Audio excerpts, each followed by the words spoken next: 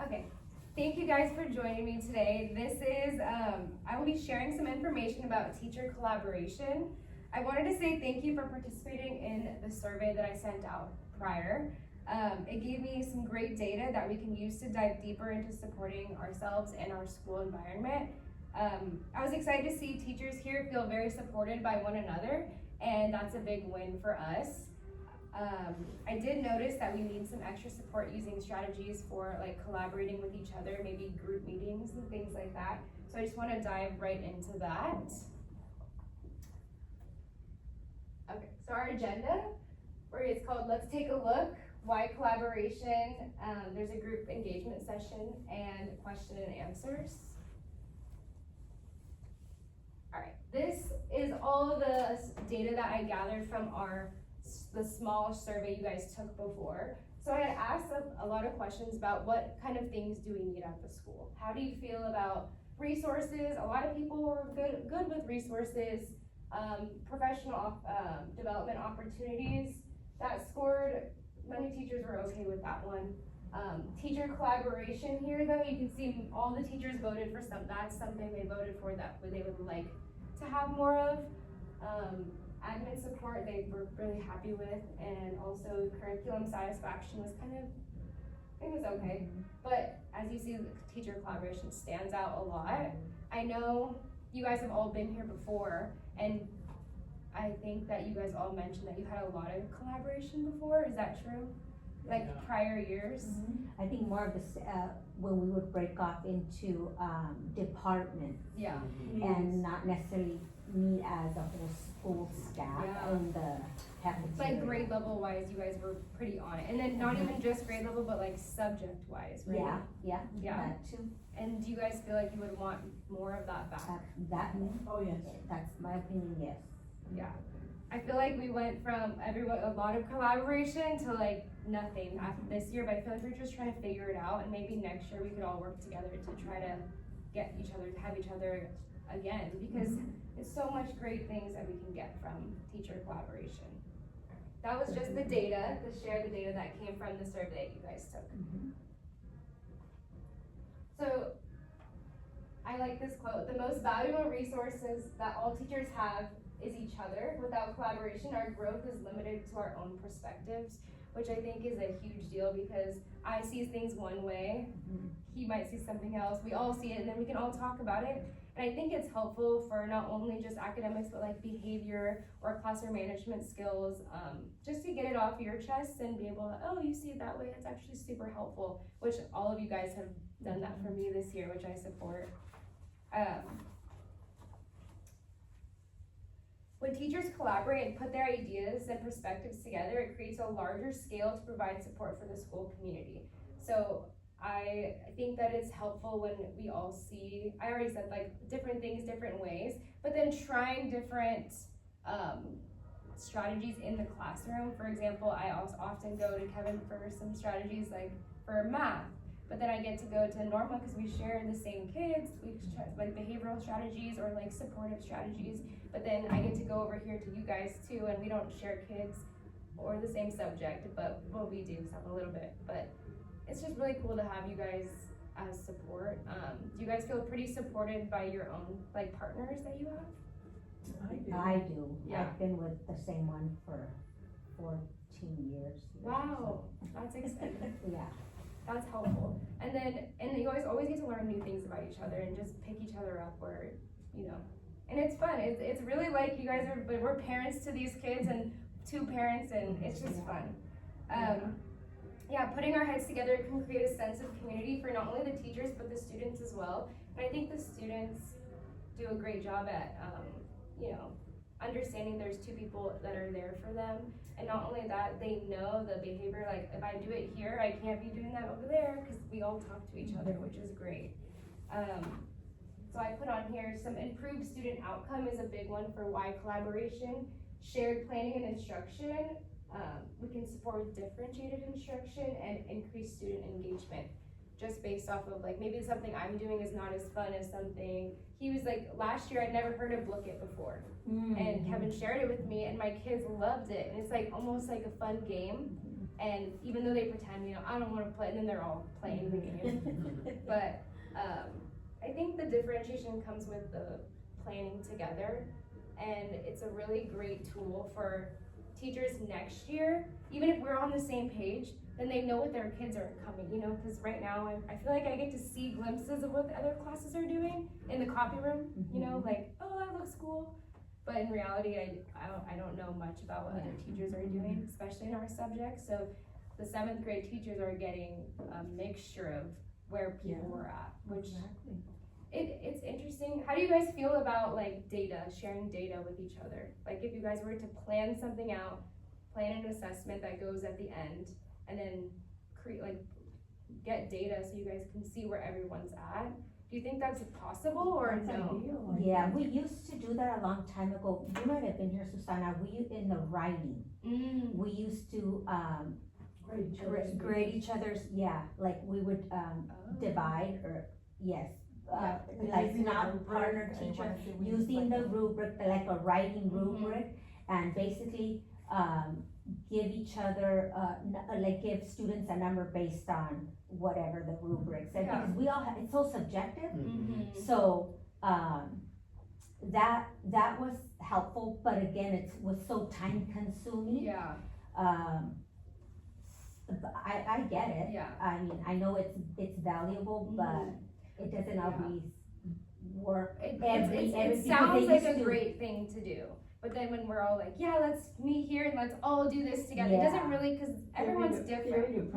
And it's really hard. I always wonder how we can get from what we do now and go from maybe a medium, a middle ground of let's maybe do this together and then see what happens. I don't know. If there's a focus, today we're gonna look for, if let's say everybody had to teach, I'm just thinking language arts, everybody figurative language. Let's look at their narratives to see if they use figurative language, their published work, to see if after going through the writing process, that would be good. Just an example of maybe we're just looking for this, not spelling, not everything else, just specifically something. I think that would be okay, because it wouldn't take that long, and then you could look at the same writing piece for other components too. That's true.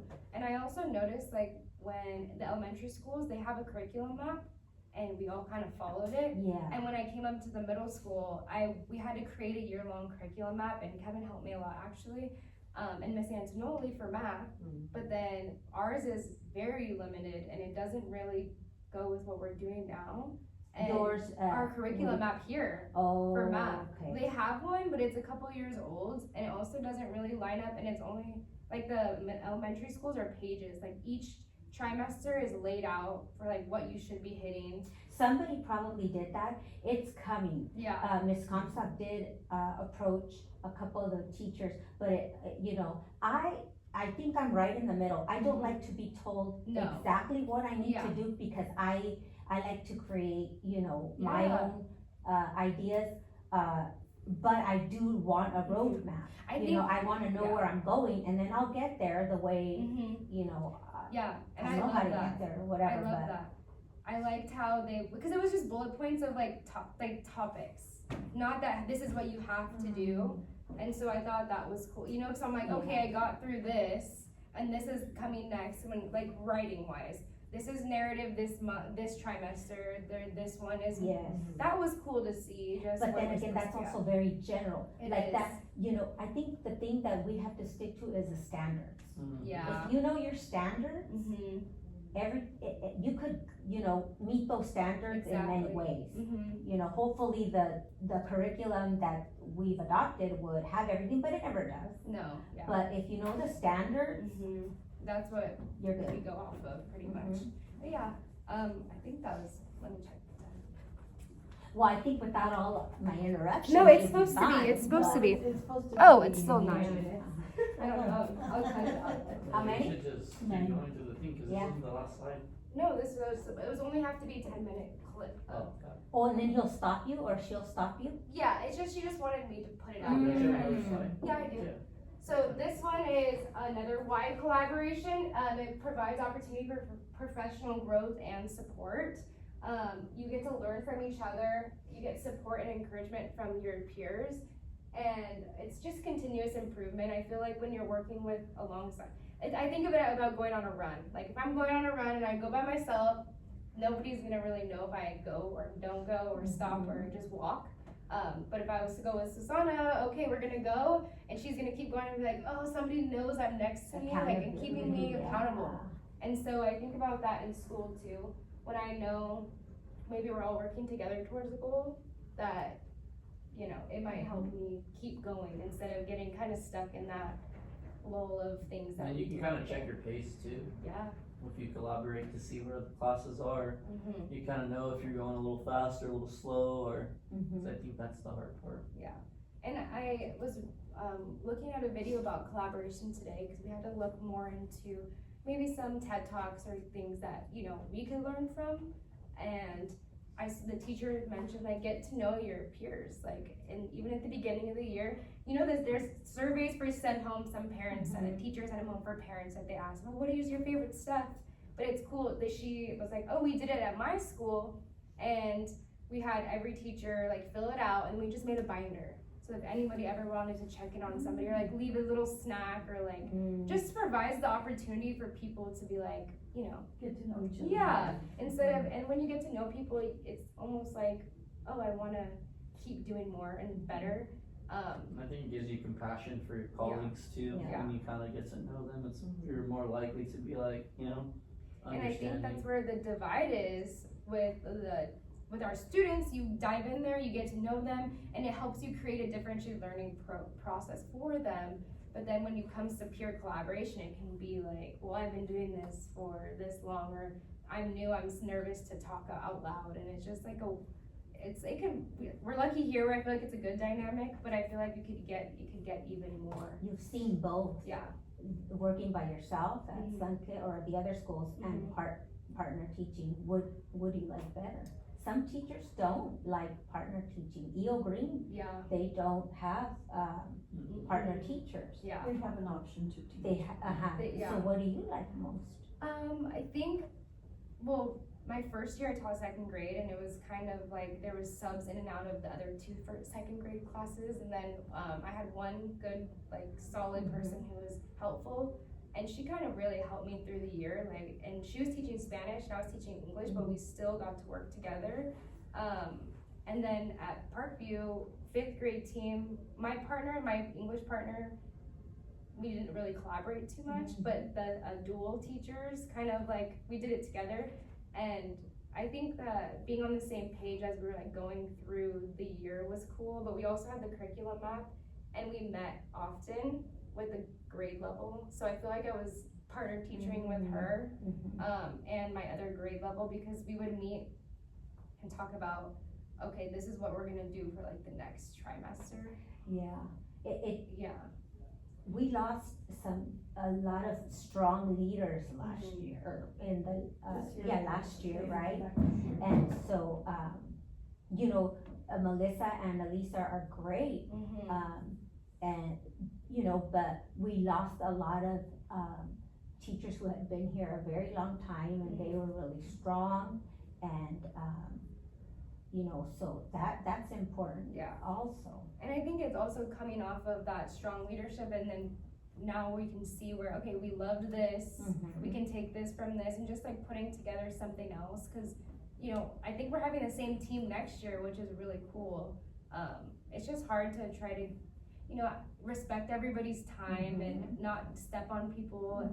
It's hard to, this is all a great, you know, idea, but it's how do we get there is the next question, which is like a lot of work and effort. I know the first couple, like, think about school. The first week you have to do this is how we do this is how we do this, is just gonna, and then but then afterwards it's super easy. And I just don't know. I have other friends who work in like different districts, and their teams are like almost too involved. Like it's like a lot. Like it feels like you can't do anything by yourself. See, I don't like and that. And that's either. not fun I like either. Goldilocks. I want it like just right. Yeah, like most Not times, too like most extreme of us know how either to do way. our own thing too, and it's nice to me, but it's like that fine line. How do you meet with people wanting to meet and not feeling like you're like, oh, I gotta go do this. Yeah. Versus like, ooh, I wanna go do this because I'm excited to go talk with Yeah. somebody and share with somebody. Cause then I feel like if we do open up, if you would love to join for, this is what we're gonna be talking about this week, and then people don't come, but then they're left out of the chat. It's not that they're choosing to be out of it, but then also like it's like 4 teachers and then 2 is not on the same page, and then, you know, so it's like a weird balance of things. Like he always says, our classrooms are like our houses, you know, everyone has different rules, everyone has different personalities, and we're all here for the greater good of the students and teaching academics, but in reality, everyone's different, and everyone can bring something really cool. Teaching style. Yeah. Marco Garrita, please report to the office. Marco Garrita, please report to the office. I don't mean to leave you guys. Bye.